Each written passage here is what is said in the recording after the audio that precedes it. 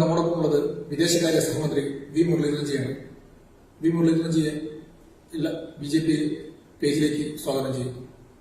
നിരവധി മെസ്സേജുകളാണ് നമുക്ക് ആശങ്ക അറിയിച്ചിട്ട് പ്രവാസികളായും മറ്റ് രാജ്യങ്ങളുടെ പല ഭാഗങ്ങളിൽ നിന്നുമായിട്ടും പലരും നമ്മളെ അറിയിച്ചിരിക്കുന്നത്. ഏകദേശം 2000-ലധികം മെസ്സേജുകളാണ് നമ്മുടെ വാട്സപ്പിലേക്ക് മെസ്സേജായിട്ട് എത്തിയിരിക്കുന്നത്. ഇതിൽ ചില മെസ്സേജുകൾ മുരളീധരൻജിയുടെ ശ്രദ്ധയിൽപ്പെടുത്തുകയാണ്. ആദ്യം ശാസ്ത്രമംഗലത്തിൽ നിന്ന് ശ്രീമതി ജയാകരൻ നായർ ചോദിച്ചത്, മാലദ്വീപിലെ പോലെയുള്ള സ്ഥലങ്ങളിൽ ഹോം ക്വാറന്റൈനിൽ പ്രവേശിക്കാൻ നിർബന്ധരായ ഇന്ത്യൻ പ്രവാസികൾ ഒറ്റപ്പെടുത്തൽ ഭീഷണിയും പരിപൂർണമായ ഒറ്റപ്പെടുന്ന ഒരു ഭീഷണി നേരിടുന്നതായിട്ട് അവർ ശ്രദ്ധയിൽപ്പെടുത്തിയിട്ടുണ്ട്. എന്താണ് ഇതിലുള്ള? നമ്മളിന്നിപ്പോ ഈ ആഗോളതലത്തിൽ തന്നെ ഇതുവരെ നേരിട്ടിട്ടില്ലാത്ത തരത്തിലുള്ള ഒരു പകർച്ചവ്യാധി ഭീഷണിയാണ് നേരിട്ടുകൊണ്ടിരിക്കുന്നത്. ഈ പകർച്ചവ്യാധി ഭീഷണിയെ നേരിടാൻ എല്ലാ രാജ്യങ്ങളും സംയുക്തമായിട്ട് ശ്രമിച്ചുകൊണ്ടിരിക്കുകയാണ്. ഒറ്റപ്പെടുത്തൽ ഭീഷണി കേന്ദ്ര സർക്കാർ, പ്രധാനമന്ത്രി, വിദേശകാര്യമന്ത്രി, ലോകത്തിലെ വിവിധ രാജ്യങ്ങളുടെ രാഷ്ട്രത്തലവന്മാരുമായും വിദേശകാര്യമന്ത്രിമാരുമായും നിരന്തരമായിട്ടുള്ള ചർച്ചകളും കൂടിയാലോചനകളും നടത്തിക്കൊണ്ടിരിക്കുകയാണ്.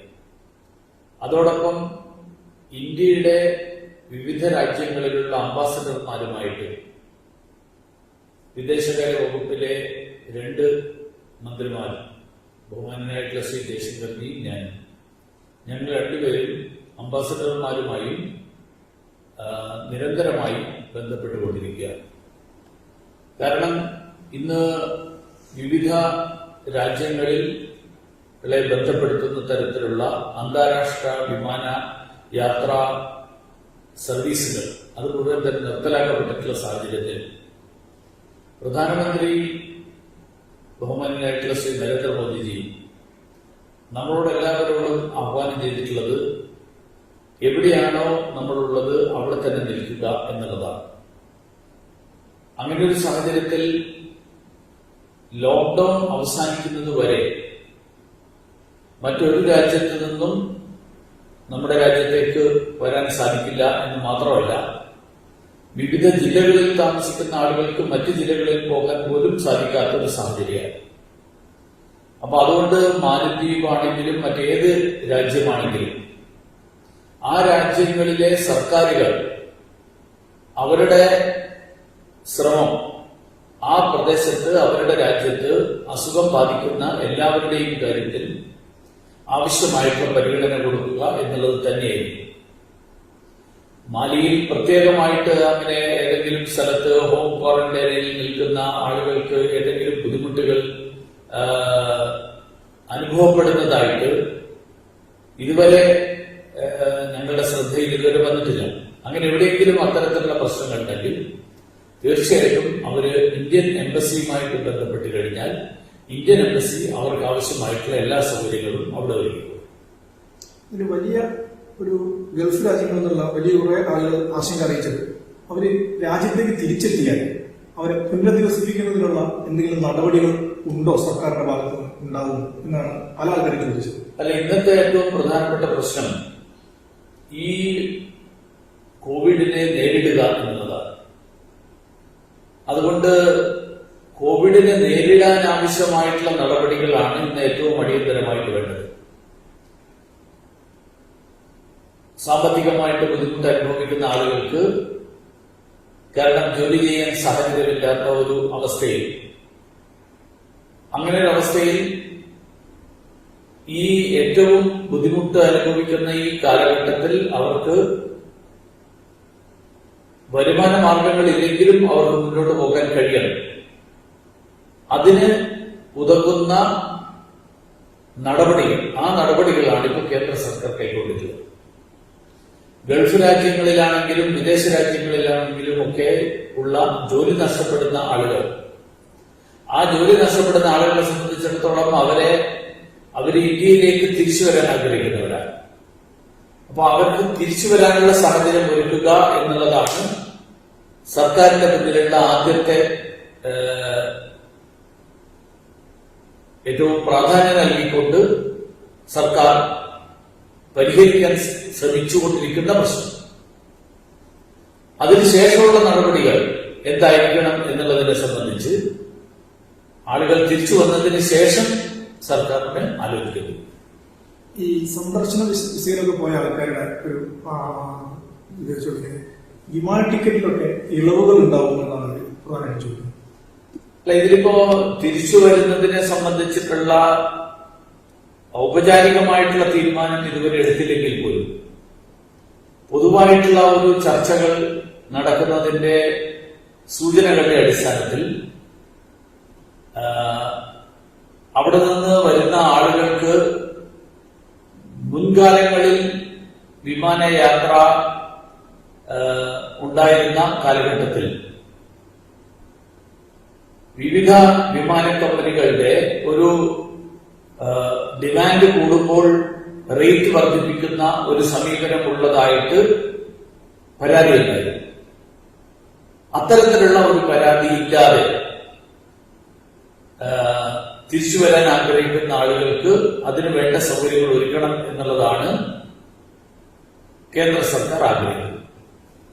അതേപോലെ കോവിഡിന് മുന്നേ പ്രവാസികളൊക്കെ ആൾക്കാർ നാട്ടിൽ ലീവിന് വന്നിട്ടുണ്ടായിരുന്നു. പല ആൾക്കാർക്കും തിരിച്ചു പോകാൻ സാധിക്കാത്ത ഒരു അവസ്ഥയാണ്. തിരിച്ചെത്തിയ ചിലപ്പോൾ അവരുടെ ജോലി നഷ്ടപ്പെടാനുള്ള സാധ്യതകൾ അവർ മുന്നിൽ കാണുന്നത്. അപ്പം പലരും ആ ആശങ്ക അറിയിച്ചിട്ടുണ്ട്. അതിലെന്താണ് സർക്കാർ? അതായത് ഇതൊരു ഇതുവരെ ഇല്ലാത്ത ഒരു വളരെ അഭൂതപൂർവമായിട്ടുള്ള ഒരു സാഹചര്യമാണ്. അതുകൊണ്ട് മുൻകാലങ്ങളിലുള്ള നിയമങ്ങളുടെ അടിസ്ഥാനത്തിലാണ് ഈ ചോദ്യങ്ങൾ പലരും ചോദിക്കുന്നത്. കാരണം അവരുടെ വിസയുടെ കാലാവധി കഴിഞ്ഞു, അതിനകം എത്തിയില്ലെങ്കിൽ വിസ തീർന്നു, നിശ്ചയിച്ച തീയതിക്ക് എത്തിയില്ലെങ്കിൽ പിന്നെ അവിടെ ജോലി ലഭിക്കില്ല. പക്ഷെ ഇതൊക്കെ ഒരു സാധാരണ സാഹചര്യത്തിലെ നിയമങ്ങളാണ്. ഇന്ന് ഒരു അസാധാരണമായിട്ടുള്ള സാഹചര്യമാണ്. ഈ അസാധാരണമായിട്ടുള്ള സാഹചര്യത്തിൽ പണ്ടുകാലത്തുണ്ടായിരുന്ന നിയമങ്ങൾ അല്ലെങ്കിൽ ചട്ടങ്ങൾ അത് ഇന്നത്തെ സാഹചര്യത്തിൽ പ്രായോഗികമല്ല എന്ന് എല്ലാവരും അംഗീകരിച്ചിട്ടുണ്ട്. അതുകൊണ്ട് ഇന്നത്തെ സാഹചര്യത്തിൽ യാത്രകൾ സാധ്യമല്ലാത്ത സാഹചര്യത്തിൽ ഒരാൾ മനഃപൂർവ്വം വീഴ്ച വരുത്തിയതല്ല എന്ന് ബോധ്യമാകുന്ന സാഹചര്യത്തിൽ അതനുസരിച്ചിട്ടുള്ള ഒരു പരിഗണന അവിടുത്തെ തൊഴിലുടമകളുടെ ഭാഗത്തു നിന്നുണ്ടാകും എന്നാണ് നമ്മളെല്ലാവരും പ്രതീക്ഷിക്കുന്നത്. അതുകൊണ്ട് ഈ സമയത്തിന് എത്തിയില്ല എന്നുള്ളതിന്റെ പേരിൽ തൊഴിൽ നഷ്ടപ്പെടാനുള്ള സാഹചര്യം, ആ സാഹചര്യം വളരെ വലിയ തോതിലുണ്ട് എന്ന് എനിക്ക് തോന്നുന്നില്ല. പക്ഷേ പൊതുവായിട്ട് ഈ കോവിഡിനെ തുടർന്നുണ്ടാകാൻ സാധ്യതയുള്ള ഒരു സാമ്പത്തിക മാന്ദ്യം അല്ലെങ്കിൽ വളർച്ചാ നിരക്കിൽ ഉണ്ടാകാൻ സാധ്യതയുള്ള ഒരു കുറവ്, അതിന്റെ പ്രത്യാഘാതങ്ങൾ എന്തൊക്കെയായിരിക്കും എന്നുള്ളത്, അതിൽ എത്ര മാത്രം തൊഴിൽ നഷ്ടം സംഭവിക്കും എന്നുള്ളതൊക്കെ അത് ഈ കഴിഞ്ഞതിന് ശേഷം നമ്മൾ വിശദമായിട്ട് വിലയിരുത്തി മനസ്സിലാക്കേണ്ട ഒരു വിഷയം. UAE വന്നിട്ടൊരു ആശങ്ക, അവിടെ ഈ കോവിഡിന്റെ കാലത്ത് ജോലി നഷ്ടപ്പെട്ടു, യാതൊരുവിധ ആനുകൂല്യങ്ങളും ഇല്ലാതെ അവരെ പിരിച്ചുവിട്ടൊരു സാഹചര്യമുണ്ട്. അതിൽ എംബസിയോട് ഇടപെടാനുള്ള ഒരു നിർദ്ദേശം കൊടുക്കാൻ അവർ എല്ലാ അത്തരത്തിലുള്ള ഇന്ത്യക്കാരുടെ വ്യക്തിപരമായിട്ടുള്ള പ്രശ്നങ്ങൾ, ആ പ്രശ്നങ്ങൾ ബന്ധപ്പെട്ട ഏജൻസികളുമായിട്ട് ഏറ്റെടുത്തുകൊണ്ട് പരിഹരിക്കാൻ വേണ്ട ശ്രമം, ആ ശ്രമമാണ് എല്ലാ രാജ്യങ്ങളിലും ഇന്ത്യയുടെ എംബസികളും കോൺസുലേറ്റുകളും നടത്തുന്നത്. അതുകൊണ്ട് ഇക്കാര്യത്തിലും ഇന്ത്യൻ എംബസികളും കോൺസുലേറ്റുകളും ആവശ്യമായിട്ടുള്ള എല്ലാ നടപടികളും ഉണ്ട്. മറ്റൊരു ആശങ്ക, ഈ വിമാന സർവീസ് എപ്പോ ആരംഭിക്കും എന്ന് തന്നെയാണ് എല്ലാവരും പ്രധാനമായിട്ടും കൂടുതൽ മെസ്സേജുകൾ വന്നത്. ഏത് സമയത്തായിരിക്കും പ്രവാസികളെ നാട്ടിലെത്തിക്കുന്നതിനുള്ള വിമാന സർവീസുകൾ ആരംഭിക്കുക എന്നാണ്. ഇതിൽ ഞാൻ നേരത്തെ പറഞ്ഞല്ലോ, ഈ ലോക്ക്ഡൌണിന്റെ നിയമങ്ങൾ വിമാന സർവീസ് ആരംഭിക്കാൻ തടസ്സമാകുന്നു എന്ന് മാത്രമല്ല, വിമാനയാത്ര നടത്തി വരുന്ന ആളുകൾക്ക് ഒരു ജില്ല ക്രോസ് ചെയ്ത് അടുത്ത ജില്ലയിൽ പോകാൻ സാധ്യതയില്ല. ഉദാഹരണത്തിന് കേരളത്തിൽ തന്നെ ഇടുക്കിയും കോട്ടയവും റെഡ് സോണാണ്. എറണാകുളത്ത് വിമാനം ഇറങ്ങുന്ന ഒരാൾക്ക് തൃശ്ശൂർ പോകാൻ സാധ്യതയില്ല, കാരണം തൃശ്ശൂർ ജില്ല അതിർത്തികളൊക്കെ അടച്ചിരിക്കുകയാണ്. അതുകൊണ്ട് ലോക്ക്ഡൌൺ അവസാനിച്ചതിന് ശേഷം മാത്രമേ ഈ കാര്യത്തിലുള്ള ഒരു തീരുമാനം ഉണ്ടാവുകയുള്ളൂ. അത് ബഹുമാനായിട്ടുള്ള പ്രധാനമന്ത്രി 3-ാം തീയതിക്ക് മുൻപ് പ്രഖ്യാപിക്കുമ്പോൾ എന്ന് വിമാനയാത്രാ സർവീസുകൾ ആരംഭിക്കും, റെഗുലർ സർവീസുകൾ ആരംഭിക്കും. റെഗുലർ സർവീസ് അല്ലാതെ വിദേശത്ത് നിന്നുള്ള ആളുകളെ കൊണ്ടുവരാനുള്ള പദ്ധതി എന്തായിരിക്കും, അത്തരത്തിലുള്ള കാര്യങ്ങളൊക്കെ കേന്ദ്ര സർക്കാർ ഈ ലോക്ക്ഡൌൺ പിൻവലിക്കുന്ന തീരുമാനവുമായിട്ട് ബന്ധപ്പെടുത്തിക്കൊണ്ടാണ് തീരുമാനിക്കാൻ പോകുന്നത്. അതുകൊണ്ട് ലോക്ക്ഡൌൺ ഉള്ള കാലഘട്ടത്തിലാണ് ഈ പ്രശ്നങ്ങളൊക്കെ നേരിടുന്നത്. ലോക്ക്ഡൌൺ അവസാനിപ്പിച്ചു കഴിഞ്ഞാൽ ഈ പ്രശ്നങ്ങൾക്കും പരിഹാരം കണ്ടെത്തും. അതേപോലെ ജീവൻ രക്ഷാ മരുന്നുകൾ, ജീവിതശൈലി രോഗങ്ങൾക്കുള്ള മരുന്നുകൾ ഗൾഫിൽ കിട്ടാനില്ല എന്നുള്ള ഒരു ഇത് വരുന്നുണ്ട്. പലരും നാട്ടിൽ നിന്നാണ് എത്തിച്ചുകൊണ്ടിരിക്കുന്നത്. അത് എത്തിച്ചു കൊടുക്കാനുള്ള എന്തെങ്കിലും സംവിധാനം? അല്ല, ഈ ഗൾഫില് ഇത്തരത്തിലുള്ള മരുന്നുകൾ ലഭ്യമല്ല എന്നുള്ളത് അല്ല വസ്തുത. മരുന്ന് ലഭ്യമല്ലാത്തതല്ല, അവിടുത്തെ മരുന്നിന്റെ വില വളരെ കൂടുതലാണ്. അതുകൊണ്ട് നമ്മൾ ഇവിടെ ഉപയോഗിക്കുന്ന അതേ വിലക്കുള്ള മരുന്ന് അവിടെ അതേ വിലക്ക് കിട്ടില്ല. അതുകൊണ്ട് ധാരാളം ആളുകൾ ഇവിടെ നിന്ന് മരുന്ന് പോകുമ്പോൾ ഒരു 3 മാസത്തേക്കുള്ള മരുന്നുമായിട്ടാണ് പോകുന്നത്, ഈ സന്ദർശക വിസയിലൊക്കെ പോകുന്ന ആളുകൾ. അപ്പൊ അങ്ങനെ നവംബറിലോ ഡിസംബറിലോ ജനുവരിയിലൊക്കെ പോയിട്ടുള്ള ആളുകൾ അവരുടെ മരുന്ന് ഇപ്പോ അവിടെ അവസാനിച്ചു, അവരുടെ കൈവശമില്ല. അപ്പൊ അവർക്ക് ഇനി വീണ്ടും മരുന്ന് കിട്ടണമെങ്കിൽ അവിടെ മരുന്ന് കിട്ടാൻ വലിയ വില കൊടുക്കേണ്ടി വരും. അപ്പൊ കേരളത്തിൽ നിന്ന് എത്തിക്കാനുള്ള സംവിധാനം ഇപ്പൊ ചില നമ്മുടെ കാർഗോ വിമാനങ്ങൾ അത്തരത്തിലുള്ള മരുന്നുകൾ കൊണ്ടുപോകാനുള്ള സന്നദ്ധത അറിയിച്ചിട്ടുണ്ട്. പക്ഷേ അവിടുത്തെ ഗവൺമെന്റിന്റെ അനുവാദമുള്ള മരുന്നുകൾ കൊറിയർ ഏജൻസികൾ വഴി ഇപ്പോ എത്തിക്കുന്ന ഒരു സംവിധാനം നിലവിൽ വന്നിട്ടുണ്ട്. അത് നമുക്ക് ഉപയോഗിക്കാവുന്നതാണ് എന്നുള്ളതാണ് എനിക്ക് അക്കാര്യത്തിൽ സൂചിപ്പിക്കാൻ. മത്തായി എം എന്ന് പറഞ്ഞ ആള് US ഒരു ഇത് പറഞ്ഞത്, അവിടെ ഈ ഓൺലൈൻ ക്ലാസ്സുകൾ, സ്കൂളുകളിലൊക്കെ ഓൺലൈൻ ക്ലാസ്സുകളാണ് ഇപ്പോൾ നടന്നുകൊണ്ടിരിക്കുന്നത് ഈ കോവിഡിന്റെ കാലഘട്ടത്തിൽ. പക്ഷെ ഫീസ് വളരെ വലിയ ഫീസാണ് സ്കൂളുകളിൽ. പക്ഷെ ഇപ്പോൾ ഫീസ് അടയ്ക്കാൻ വലിയ ബുദ്ധിമുട്ട് നേരിടുന്നുണ്ട്. പക്ഷെ ഈ ഓൺലൈൻ ക്ലാസ്സുകളിൽ പങ്കെടുക്കണമെങ്കിൽ അവിടെ ഫീസ് അടയ്ക്കണം എന്നുള്ളതാണ് അവർ ആവശ്യപ്പെട്ടിരിക്കുന്നത്, സ്കൂളുകൾ മാനേജ്മെന്റ് ആവശ്യപ്പെട്ടിരിക്കുന്നത്. അപ്പോൾ സർക്കാരിനോട് അവരുടെ താൽക്കാലികമായിട്ടെങ്കിലും കുറച്ചു കാലഘട്ടത്തിൽ ഈ ഫീസ് അടയ്ക്കാതിരിക്കാനുള്ള എന്തെങ്കിലും ഇത് ഇടപെടൽ നടത്താൻ വേണ്ടിയിട്ട്?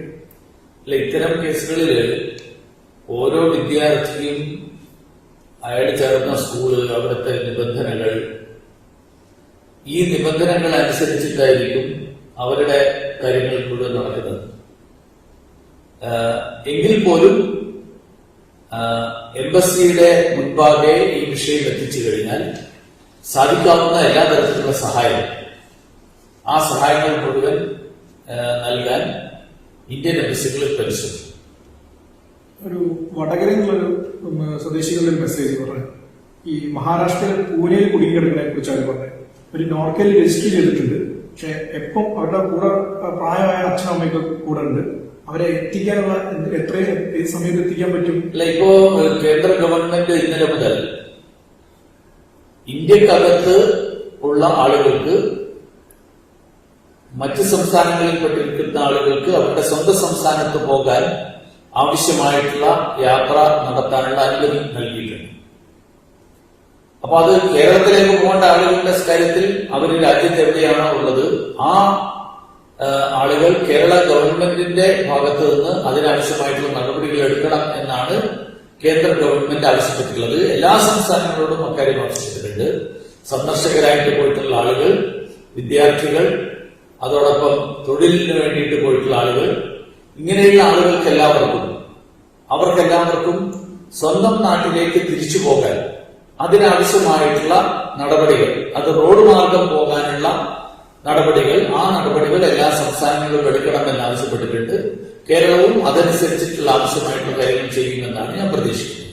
അത് എന്ന് സാധിക്കും എന്നുള്ള കാര്യത്തിൽ അത് സംസ്ഥാന സർക്കാർ അതിന്റെ ആവശ്യമായിട്ടുള്ള അറേഞ്ച്മെന്റ്സ് എപ്പോഴാണോ പൂർത്തിയാക്കുന്നത് ആ സമയത്തായിരിക്കും അത് സാധിക്കുന്നത്. ഈ കേരള സ്റ്റേറ്റ് കുക്കിംഗ് വർക്കേഴ്സ് യൂണിയന്റെ പേരാവൂർ മേഖലാ കമ്മിറ്റി ഒരു ആശങ്ക അറിയിച്ചിട്ടുണ്ട്. അഷ്കർ അലി ജനറൽ സെക്രട്ടറിയാണ് ആശങ്ക അറിയിച്ചത്. അതായത് ഒരു അസംഘടിത മേഖലയിൽ വർക്ക് ചെയ്യുന്ന ആൾക്കാരാണ്. ഇപ്പം കല്യാണം അങ്ങനത്തെ പ്രോഗ്രാമുകളൊക്കെ ഒഴിവാക്കിയിരിക്കുക. അപ്പോൾ വലിയ തോതിൽ ഈ പാചക തൊഴിലാളികൾ ഇതായിട്ട് ബന്ധപ്പെട്ട് അങ്ങനത്തെ ജോലി ചെയ്യുന്ന ആൾക്കാരുണ്ട്.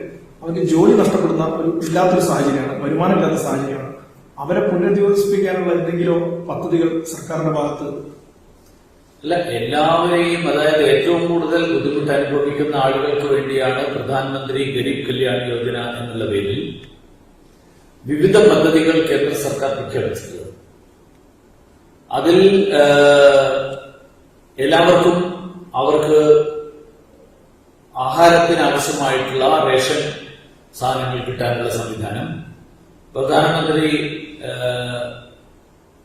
വിവിധ പദ്ധതികൾ, കേന്ദ്ര സർക്കാരിന്റെ വിവിധ പദ്ധതികൾ, ആ പദ്ധതികളിലൂടെ ആനുകൂല്യങ്ങൾ, അതായത് പ്രായമായവർ, സ്ത്രീകൾ, അതോടൊപ്പം നമ്മുടെ ഉജ്ജ്വല പദ്ധതിയിലൂടെ പാചകവാതകം ലഭിക്കുന്ന ആളുകൾ, അങ്ങനെയുള്ള വിവിധ ജനവിഭാഗങ്ങളിൽപ്പെടുന്ന ആളുകൾക്ക് അവരെന്ത് തൊഴിൽ ചെയ്യുന്നു എന്ന് നോക്കാതെ അവർക്കെല്ലാവർക്കും സാമ്പത്തികമായിട്ട് ഏറ്റവും ബുദ്ധിമുട്ട് അനുഭവിക്കുന്ന ആളുകൾ, അങ്ങനെയുള്ള എല്ലാവർക്കും ഈ ആനുകൂല്യങ്ങൾ ലഭിക്കാൻ ആവശ്യമായിട്ടുള്ള ഒരു പദ്ധതികളാണ് കേന്ദ്ര സർക്കാർ ഇപ്പോൾ പ്രഖ്യാപിച്ചത്. അതുകൊണ്ട് ആ പദ്ധതികളുടെ പ്രയോജനം അവർക്ക് തൊഴിൽ തുടർന്ന് കിട്ടാൻ സ്വാഭാവികമായും ഈ ലോക്ക്ഡൌൺ കഴിഞ്ഞതിന് ശേഷമായിരിക്കും അവർക്ക് അതിനുള്ള സാധ്യത. അതേപോലെ ഈ ഓം പ്രകാശ് തേജ് എന്ന് പറഞ്ഞ ഒരാള്, അയാളുടെ ലേബർ കാർഡിന്റെ കാലാവധി തീർന്നിട്ടുണ്ട്. അയാള് UAE കുടുങ്ങിക്കിടക്കാന്നാണ് അയാൾ പറയുന്നത്. അത് എന്താണ് ചെയ്യുന്നത്? അക്കാര്യത്തിൽ അവിടുത്തെ നമ്മുടെ കോൺസുലേറ്റുമായിട്ടും പ്രവാസി ഭാരതി സഹായകേന്ദ്ര കേന്ദ്രം, അവിടെ ടെലിഫോണിലൂടെ പ്രവാസി ഭാരതീയ സഹായതാ കേന്ദ്രവുമായിട്ട് ബന്ധപ്പെടാം. അതോടൊപ്പം ഇന്ത്യയുടെ കോൺസുലേറ്റ്, ഈ രണ്ട് സ്ഥാപനങ്ങളാണ് ഇത്തരത്തിലുള്ള അവിടെ ജോലി ചെയ്യുന്ന ആളുകൾ അവർക്ക് ആവശ്യമായിട്ടുള്ള സഹായങ്ങൾ എത്തിക്കാൻ വേണ്ടിയിട്ട് കേന്ദ്ര സർക്കാർ സൃഷ്ടിച്ചിട്ടുള്ളത്. അപ്പൊ അതിലൂടെ അവർക്ക് ആവശ്യമായിട്ടുള്ള എല്ലാ സഹായങ്ങളും കിട്ടും.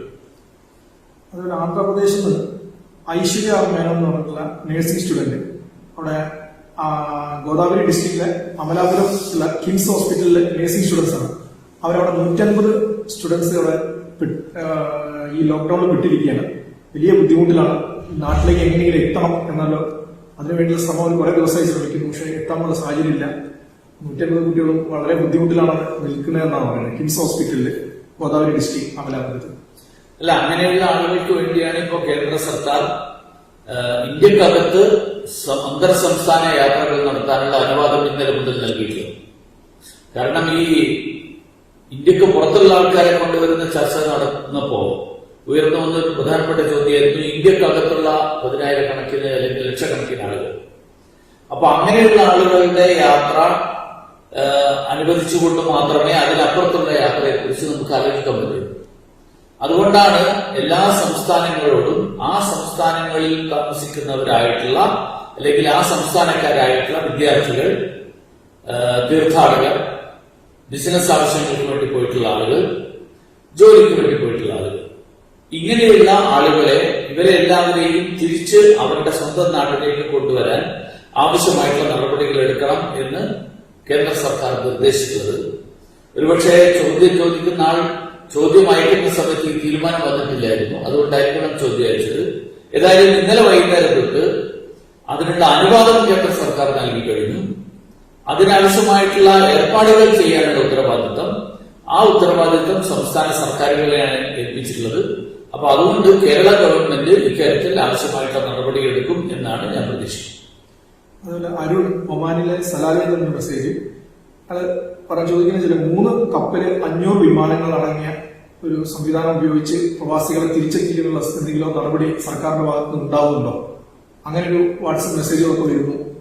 ഈ വാട്സപ്പ് മെസ്സേജുകൾ അങ്ങനത്തെ കാര്യങ്ങളിൽ ആളുകൾ പറയുന്നത് എന്റെ അടിസ്ഥാനത്തിലാണ് എന്നുള്ളതിനെ കുറിച്ച് എനിക്ക് കൃത്യമായിട്ട് അറിയില്ല. അതുകൊണ്ട് അത്തരത്തിലുള്ള പ്രചരണത്തിൽ ഔദ്യോഗികമായിട്ടുള്ള പ്രഖ്യാപനങ്ങളുമായിട്ട് അതിന് ബന്ധമില്ല. ഔദ്യോഗികമായിട്ട് ഇന്ത്യ എങ്ങനെയാണ് കൊണ്ടുവരാൻ പോകുന്നത് എന്നുള്ളതിനെ സംബന്ധിച്ച് വളരെ വിശദമായിട്ടുള്ള ചർച്ചകൾ നടന്നുകൊണ്ടിരിക്കുകയാണ്. ആ ചർച്ചകൾ വേണ്ട സമയത്ത് എല്ലാ ആളുകളെയും അതിന്റെ തീരുമാനങ്ങൾ ആയി കഴിഞ്ഞാൽ അത് അറിയും. അങ്ങനെ വരുമ്പോൾ എന്തൊക്കെ സംവിധാനങ്ങൾ കേന്ദ്ര സർക്കാർ ചെയ്തിട്ടുണ്ട് എന്നുള്ളത് ഉൾപ്പെടെ എങ്ങനെയാണ് അവിടെ പുറത്ത് രാജ്യത്ത് താമസിക്കുന്ന വിദേശ രാജ്യങ്ങളിൽ താമസിക്കുന്ന ആളുകൾക്ക് വരാൻ ആഗ്രഹമുള്ള ആളുകൾക്ക് എങ്ങനെയൊക്കെ വരാൻ സാധിക്കും എന്നുള്ളതിനെ സംബന്ധിച്ചിട്ടുള്ള വിവരങ്ങൾ, ആ വിവരങ്ങൾ ഈ തയ്യാറെടുപ്പുകളെ സംബന്ധിച്ചിട്ടുള്ള ചർച്ചകൾ പൂർത്തിയായി കഴിഞ്ഞാൽ എല്ലാവരോടും പറയാൻ സാധിക്കും. അപ്പൊ അതുകൊണ്ട് ഇപ്പോ വന്നിട്ടുള്ള എല്ലാ വിവരങ്ങളും അത് മാധ്യമ പ്രവർത്തകർ നൽകിയിട്ടുള്ള വാർത്തകളാണ്, അത് ഔദ്യോഗികമായിട്ടുള്ള അറിയിപ്പുകളല്ല. മറ്റൊരു കാര്യം, ഈ പല പ്രവാസികളും കയ്യിൽ പണമില്ല, അഥവാ ഇനിയിപ്പോ പ്രവാസികളെ കൊണ്ടുവരാനാണെങ്കിൽ ഫ്ലൈറ്റ് ടിക്കറ്റ് എടുക്കാൻ പൈസ ഇല്ലാത്ത ആൾക്കാരുണ്ട്. അവരെ എന്തെങ്കിലും സർക്കാർ ചെലവിൽ കൊണ്ടുവരാനുള്ള എന്തെങ്കിലും പദ്ധതി ഉണ്ടോ? അങ്ങനെ അല്ല, ഇപ്പോ അതിനെ സംബന്ധിച്ചിട്ടുള്ള വിശദാംശങ്ങളൊന്നും തന്നെ തീരുമാനിക്കപ്പെട്ടിട്ടില്ല. അതായത് തിരിച്ചു വരുന്ന ആളുകൾ എങ്ങനെയായിരിക്കും വരിക, അതിനുള്ള സർക്കാർ എന്തൊക്കെയാണ് ഏർപ്പാടുകൾ ചെയ്യാൻ പോകുന്നത്, അത്തരത്തിലുള്ള തീരുമാനങ്ങൾ, ആ തീരുമാനങ്ങൾ ആയിക്കഴിഞ്ഞാൽ അതറിയും. ഇതേപോലെ തന്നെ വേറൊരിതാണ്, ലോക്ക്ഡൌണിന് മുന്നേ തന്നെ ടിക്കറ്റ് എടുത്ത ആൾക്കാരുണ്ട്. ഇപ്പോൾ അതിനുശേഷം വിമാന സർവീസുകളൊക്കെ ബന്ദ് ചെയ്തു. അപ്പോൾ അവർക്ക് ഈ ടിക്കറ്റ് പണം തിരിച്ചു കൊടുക്കുമോ, അതോ അവർക്ക് മറ്റൊരു സമയത്തേക്ക് യാത്ര ചെയ്യാനുള്ള അവസരം പ്രവാസികൾക്ക്? ഇപ്പോ നേരത്തെ പല വിമാന കമ്പനികളും അവരുടെ എമൗണ്ട് ഒരു ഷെൽ അക്കൗണ്ടിലിട്ട് അത് പിന്നീട് യാത്ര ചെയ്യുമ്പോൾ അതുമായിട്ട് അഡ്ജസ്റ്റ് ചെയ്യാമെന്നാണ് പറഞ്ഞിരുന്നത്. പക്ഷെ കേന്ദ്ര ഗവൺമെന്റ് ലോക്ക്ഡൌൺ പീരീഡിലേക്ക് എടുത്ത യാത്രാ ടിക്കറ്റുകളുടെ മുഴുവൻ പണവും യാത്രക്കാരന് നേരിട്ട് നൽകണം എന്നുള്ള ഉത്തരവ് കഴിഞ്ഞ ദിവസം പുറപ്പെടുവിച്ചിട്ടുണ്ട്. അതുകൊണ്ട് ലോക്ക്ഡൌൺ പീരീഡിലേക്ക് എടുത്തിട്ടുള്ള എല്ലാ ടിക്കറ്റുകളുടെയും പണം അവർക്ക് തിരിച്ചു. അത് വിമാന കമ്പനികളുടെ ഉത്തരവാദിത്വമാണ് എന്ന് പ്രത്യേകമായിട്ട് തന്നെ നമ്മുടെ സിവിൽ വ്യോമയാന വകുപ്പ് വിശദീകരിച്ചിട്ടുണ്ട്. എല്ലാവർക്കും ഈ പ്രവാസികളുടെ ആശങ്കകൾ തന്നെയാണ് ഏറ്റവും കൂടുതൽ നമുക്ക് വന്നിരിക്കുന്നത്. പത്തനാപുരത്ത് നിന്നുള്ള കൃഷ്ണമാർ അയാൾ ചോദിച്ചിരിക്കുന്നത്, ഈ പ്രവാസികൾ തിരികെ കൊണ്ടുവരുന്നതിനുള്ള എന്തെങ്കിലും പ്രയോറിറ്റി സർക്കാരിന്റെ മുന്നിലുണ്ടോ? അങ്ങനെ ഇതൊന്നും ഞാനിപ്പോ പറയുന്നതൊന്നും തന്നെ തീരുമാനങ്ങളായിട്ടുള്ള വിവരങ്ങളല്ല. പക്ഷേ ധാരാളം വിഷയങ്ങൾ കേന്ദ്ര സർക്കാരിന്റെ മുന്നിലുണ്ട്. ഉദാഹരണത്തിന് അപ്രായമായിട്ടുള്ള ആളുകൾ, അസുഖമായിട്ടുള്ള ആളുകൾ, ഗർഭിണികളായിട്ടുള്ള ആളുകൾ, അങ്ങനെയുള്ള ആളുകളുണ്ട്, വിദ്യാർത്ഥികളുണ്ട്, വിസിറ്റിംഗ് വിസയിൽ പോയിട്ടുള്ള ആളുകളുണ്ട്, ബിസിനസ്സുകാരുണ്ട്, തൊഴിൽ നഷ്ടപ്പെട്ട ആളുകളുണ്ട്, വാർഷിക അവധിക്ക് വരുന്ന ആളുകളുണ്ട്. ഇങ്ങനെയുള്ള വിവിധ വിഭാഗങ്ങളിൽപ്പെടുന്ന ആളുകൾ ലോകത്തിന്റെ പല ഭാഗങ്ങളിലായിട്ടുണ്ട്. ഇവരിൽ എല്ലാവരും അവര് തിരിച്ചു വരുന്നതിൽ വളരെ അർഹതയുള്ള ആളുകൾ തന്നെയാണ്. ഇതിൽ ഏറ്റവും പരിഗണന അർഹിക്കുന്ന ആളുകൾ ആരൊക്കെയാണ് എന്നുള്ളതിനെ സംബന്ധിച്ചിട്ടുള്ള തീരുമാനം, ആ തീരുമാനമായി കഴിഞ്ഞാൽ തീർച്ചയായിട്ടും അത് എല്ലാവരെയും അറിയിക്കാനുള്ള ഒരു വേണ്ട ഏർപ്പാട് വിദേശകാര്യ വകുപ്പ് ചെയ്യും. അതനുസരിച്ചിട്ടായിരിക്കും മടക്കയാത്രയുടെ മുഴുവൻ സംവിധാനങ്ങളും പ്രവർത്തിക്കാൻ പോകും. ഈ ജെസോ ജോണി എന്ന് പറഞ്ഞ ഈ വിദേശങ്ങളിലേക്ക് തിരിച്ചു പോകാൻ വേണ്ടിയിട്ട് ഈ ആരോഗ്യ മേഖലയിൽ, വിദേശ രാജ്യങ്ങളിലെ ആരോഗ്യ മേഖലയിൽ പ്രവർത്തിക്കുന്ന ഡോക്ടർമാര്, നഴ്സുമാര്, ഇവർക്ക് എന്തെങ്കിലും പ്രത്യേക പെർമിഷൻ എന്തെങ്കിലോ സർക്കാർ കൊടുത്തിട്ടുണ്ടോ? നമ്മളിപ്പോ ഗൾഫ് രാജ്യങ്ങളിലെ ചില രാജ്യങ്ങളിൽ നിന്ന് ഇത്തരത്തിലുള്ള നിർദ്ദേശങ്ങൾ മുന്നോട്ട് വന്നിട്ടുണ്ട്. ഉദാഹരണത്തിന് സൗദി അറേബ്യ, ബഹ്റൈൻ, UAE, ഈ രാജ്യങ്ങളിൽ ജോലി ചെയ്യുന്ന ആളുകൾ അവിടെ പ്രത്യേകമായിട്ട് റിക്രൂട്ട്മെന്റ് നടത്തിയിട്ടുള്ള സാഹചര്യങ്ങൾ, താൽക്കാലികമായിട്ട് ആളുകളുടെ ആവശ്യമുള്ള സ്ഥലങ്ങൾ, ഇങ്ങനെയുള്ള വിവിധ തരത്തിലുള്ള ആരോഗ്യ പ്രവർത്തകരായിട്ടുള്ള ഡോക്ടർമാര്, നഴ്സുമാര്, അത്തരത്തിലുള്ള ടെക്നീഷ്യൻ, അങ്ങനെയുള്ള ആളുകൾക്ക് ഇവിടെ നിന്ന് തിരിച്ചു പോകാനുള്ള അനുവാദം നൽകണം എന്നുള്ള ഒരു ആവശ്യം കേന്ദ്ര സർക്കാരിന്റെ സജീവ പരിഗണനയിലാണ്. എനിക്ക് തോന്നുന്നു ഒരുപക്ഷെ അധികം വൈകാതെ അക്കാര്യത്തിൽ ഒരു തീരുമാനം. അതുപോലെ പല ആൾക്കാരും ഈ വേതനം ഇല്ലാതെയാണ് പല സ്ഥലത്തും വിദേശ രാജ്യങ്ങളിലൊക്കെ ജോലി ചെയ്തുകൊണ്ടിരിക്കുന്നത്. ഈ കാലഘട്ടത്തിൽ അവർക്ക് വേതനത്തോടു കൂടി ഇത്ര സമയങ്ങളിൽ അവർക്ക് വേതനം കൂടി കൊടുത്തിട്ട് ജോലി ചെയ്യാനുള്ള ഒരു നിർദ്ദേശം സർക്കാരിന്റെ ഭാഗത്ത് ഉണ്ടാകുമെന്നാണ് ചോദിച്ചിരിക്കുന്നത്. അല്ല, അങ്ങനെ വേതനമില്ലാതെ ജോലി ചെയ്യിക്കാൻ പാടില്ല. അത് തൊഴിൽ ചട്ടങ്ങൾക്ക് വിരുദ്ധമാണ്. അങ്ങനെ ഏതെങ്കിലും സ്ഥലത്ത് നടക്കുന്നുണ്ടെങ്കിൽ തീർച്ചയായിട്ടും അവിടുത്തെ ഇന്ത്യൻ കോൺസുലേറ്റിനെ വിവരം അറിയിക്കണം. കോൺസുലേറ്റ് ആവശ്യമായിട്ടുള്ള നടപടികൾ. കേരളത്തിൽ നിന്ന് സജിത് ചോദിച്ച് ബാലുശ്ശേരിയിലുള്ള ഈ ക്ഷേത്രാനുഷ്ഠാന കലാകാരന്മാരുണ്ട്. അവരുടെ ഈ ക്ഷേത്ര ഉത്സവങ്ങൾ നടക്കുന്ന കാലഘട്ടമായി ഈ സമയം. പക്ഷെ അവരുടെ ഒരു വരുമാന മാർഗം തന്നെയാണ് നിലച്ചുപോയത് ഉത്സവങ്ങൾ നടക്കാത്തതുകൊണ്ട്. അപ്പൊ അവർക്ക് എന്തെങ്കിലും ഒരു പരിരക്ഷ, നേരത്തെ പറഞ്ഞ ഇൻഷുറൻസ് പദ്ധതിയോ അല്ലെങ്കിൽ എന്തെങ്കിലും ഒരു സാമ്പത്തിക സഹായം കൊടുക്കാൻ പറ്റുമെന്ന് സജിത് ചോദിച്ചു. അല്ല, ഞാൻ അതുകൊണ്ടാണ് നേരത്തെ പറഞ്ഞത്, പാചക തൊഴിലാളികളുടെ കാര്യത്തിലാണെങ്കിലും ക്ഷേത്ര ജീവനക്കാരുടെ കാര്യത്തിലാണെങ്കിലും അനുഷ്ഠാന കലകളുടെ കാര്യത്തിലാണെങ്കിലും വിവിധ അത്തരത്തിലുള്ള നിരവധി തൊഴിലുകൾ, അതായത് ഉദാഹരണത്തിന് കലാകാരന്മാരുണ്ട് ധാരാളം. അവര് പല പരിപാടികൾക്ക് പോകുന്ന ആൾക്കാരാണ്, അവരോടൊപ്പം പോകുന്ന ആൾക്കാരുണ്ട്, അവരുടെ അക്കമ്പനിങ് ആർട്ടിസ്റ്റ് എന്നൊക്കെ പറയുന്ന ആൾക്കാർ. അപ്പൊ ഇവർക്കൊക്കെ പ്രോഗ്രാം ഉണ്ടെങ്കിൽ മാത്രമേ അവർക്ക് വരുമാനമുള്ളൂ. അപ്പൊ അത്തരത്തിലുള്ള ആൾക്കാരുടെ വരുമാന സ്രോതസ്സുകൾ മുഴുവൻ ഈ യാത്രകൾ ഇല്ലാത്തത് കൊണ്ടും 5-ൽ കൂടുതൽ ആളുകൾക്ക് ഒരുമിച്ച് ചേരാൻ പറ്റാത്തത് കൊണ്ടും അവരുടെയൊക്കെ എല്ലാ തരത്തിലുള്ള സാമ്പത്തിക സ്രോതസ്സും ഇപ്പൊ തടസ്സപ്പെട്ടിരിക്കുകയാണ്. അപ്പൊ ഇത്തരം ആളുകളെ വിവിധ മേഖലകളിൽ സഹായിക്കാൻ ആവശ്യമായിട്ടുള്ള ഓരോ തൊഴിലും ചെയ്യുന്ന ആൾക്കാരെ പ്രത്യേകിച്ച് പറയാതെ തന്നെയാണ് കേന്ദ്ര സർക്കാർ അത്തരത്തിലുള്ള പദ്ധതികൾ ഇപ്പൊ പ്രഖ്യാപിച്ചിട്ടുള്ളത്. അത് ഓരോ സാഹചര്യം അനുസരിച്ചിട്ട് പുതിയ പുതിയ പല തരത്തിലുള്ള ആനുകൂല്യങ്ങളും സർക്കാർ നൽകിക്കൊണ്ടിരിക്കുകയാണ്. ഇപ്പൊ കഴിഞ്ഞ ദിവസം ചെറുകിട വ്യവസായ മേഖലയായിട്ട് ബന്ധപ്പെട്ടിട്ടുള്ള ചില കാര്യങ്ങൾ, ഇങ്ങനെ ഓരോ മേഖലയ്ക്ക് വേണ്ടിയിട്ടുള്ള പ്രത്യേക പദ്ധതികൾ സർക്കാർ ആവിഷ്കരിക്കുന്നുണ്ട്. പക്ഷെ അതോടൊപ്പം തന്നെ സർക്കാർ നേരത്തെ തന്നെ പ്രഖ്യാപിച്ചിട്ടുള്ള നിരവധി കാര്യങ്ങൾ, അത് എല്ലാവരെയും മുന്നിൽ കണ്ടുകൊണ്ട് തന്നെയാണ് ആ തീരുമാനം എടുത്തിരിക്കുന്നത്. അതിൽ പാചക തൊഴിലാളിയെന്നോ ക്ഷേത്ര അനുഷ്ഠാന കല എന്നുള്ളതോ ആയിട്ടുള്ള ഒരു വേർതിരിവും ഇല്ലാതെ ബുദ്ധിമുട്ട് അനുഭവിക്കുന്ന എല്ലാവർക്കും അവരുടെ ജീവിതം മുന്നോട്ട് പോകാൻ ആവശ്യമായിട്ടുള്ള നടപടികൾ എടുക്കുക, അതിനുവേണ്ട സംവിധാനങ്ങൾ ഏർപ്പെടുത്തുക, ഇതാണ് സർക്കാർ ഉദ്ദേശിച്ചത്. അതിനാവശ്യമായിട്ടുള്ള നടപടികളാണ് സർക്കാർ എടുത്തുകൊടുക്കുന്നത്. ഈ കോവിഡിന്റെ കാലഘട്ടത്തില് പ്രത്യേകിച്ച് എന്തെങ്കിലും കേരളീയരോട് പറയാനുള്ളത്? ഇല്ല, കേരളത്തെ സംബന്ധിച്ചിടത്തോളം കേരളം നമ്മള് ദീർഘമായിട്ടുള്ളൊരു കാലയളവിൽ കേരളം കൈവരിച്ചിട്ടുള്ള പുരോഗതിയുടെ ഗുണഫലങ്ങൾ നമ്മൾ അനുഭവിച്ചുകൊണ്ടിരിക്കുകയാണ്. ഇപ്പോ ഈ 19-ാം നൂറ്റാണ്ടിന്റെ ആദ്യ കാലഘട്ടത്തിൽ വളരെ മാരകമായിട്ടുള്ള ഒരു പകർച്ചവ്യാധി നേരിട്ട ഒരു സാഹചര്യം കേരളത്തിലുണ്ടായിരുന്നു.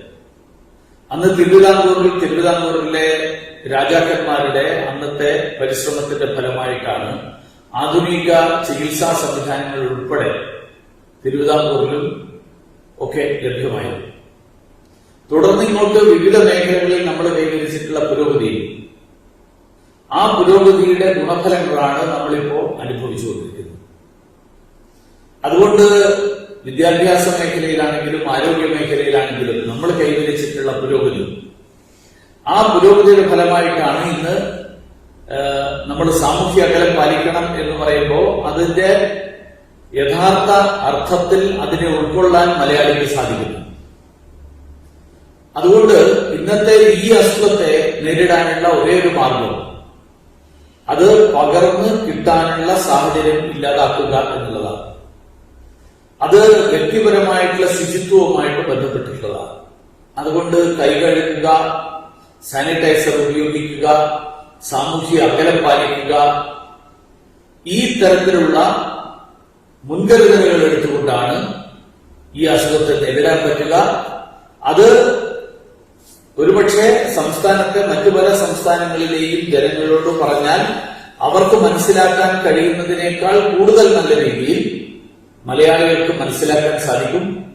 അത് ഉൾക്കൊണ്ടുകൊണ്ട് നമ്മൾ ജീവിക്കാൻ തീരുമാനിച്ചു കഴിഞ്ഞാൽ തീർച്ചയായിട്ടും നമ്മൾ നേരിടുന്ന ഈ പ്രശ്നങ്ങൾക്ക് ഒരു ശാശ്വതമായിട്ടുള്ള പരിഹാരം കണ്ടെത്താൻ സാധിക്കും. ഇപ്പൊ നമ്മളെ പോലെ തന്നെയുള്ള ഒരു ചെറിയ സംസ്ഥാനമാണ്, പക്ഷെ നമ്മളെ പോലെ തന്നെ വിദ്യാഭ്യാസത്തിന്റെയും ആരോഗ്യത്തിന്റെയും ഒക്കെ മേഖലകളിൽ മുൻപന്തിയിൽ നിൽക്കുന്ന ഒരു സംസ്ഥാനമാണ് ഗോവ. ഗോവ ഇപ്പോ 0 കോവിഡ് പോസിറ്റീവ് അങ്ങനെയുള്ള ഒരു അവസ്ഥയിലേക്ക് എത്തി. അവിടെ സമ്പൂർണമായിട്ടും ഗ്രീൻ സോൺ ആയിട്ട് സർക്കാർ പ്രഖ്യാപിച്ചു. ഒരൊറ്റ കോവിഡ് കേസ് ഇപ്പൊ ലൈവായിട്ടുള്ള കോവിഡ് കേസില്ല.